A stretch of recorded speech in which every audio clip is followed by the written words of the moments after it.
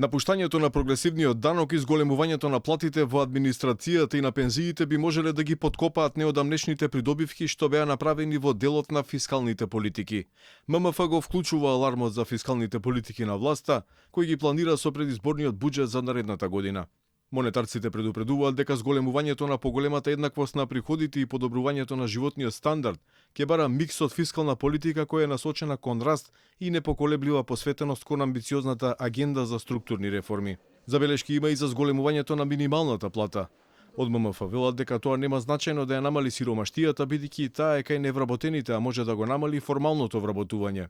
Незиниот раст до над 50% од просечната плата, според монетарците, е високо според регионалните стандарди. Зголемувањето на минималната плата можеби нема да биде ефективно во намалувањето на сиромаштијата, особено доколку тоа делува кон намалување на формалното вработување. Од тука мисијата на ММФ препорачува да се зачува конкурентноста преку тесно усогласување на минималната плата со продуктивноста, при тоа осигурувајќи целосно спроведување. Во дипломатски манири ММФ предупредува и од потенцијални проблеми во делот на притходната страна на буџетот. При тоа како критични ги нотира напуштањето на политиката на прогресивно оданочување, но и воведувањето на мерката Мој ДДВ која ќе придонесе за зголемување на трошоците. За обезбедување солиден раст монетарците предупредуваат и на потребата од засилени инвестиции. За таа цел препорачуваат јавното трошење да се насочи кон овој процес, кој се препорачува да биде подкрепен и со засилена рамка за управување на јавните инвестиции. Во тој контекст, за да се обезбеди заштита од фискални ризици кои произлегуваат од јавно-приватни партнерства, мисијата препорача да се почека со одобрување на нови проекти, додека не биде воспоставена зајакната рамка.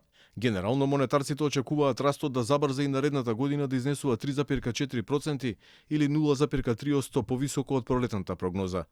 Очекуваат растот на извозот и инвестициите да бидат солидни, но сепак забавени со оглед на состојбите кај трговските партнери.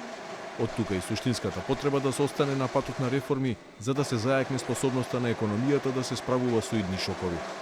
Наспроти фискалната, монетарците оценија поставеноста на монетарната политика како соодветна, а бакарскиот систем како здрав.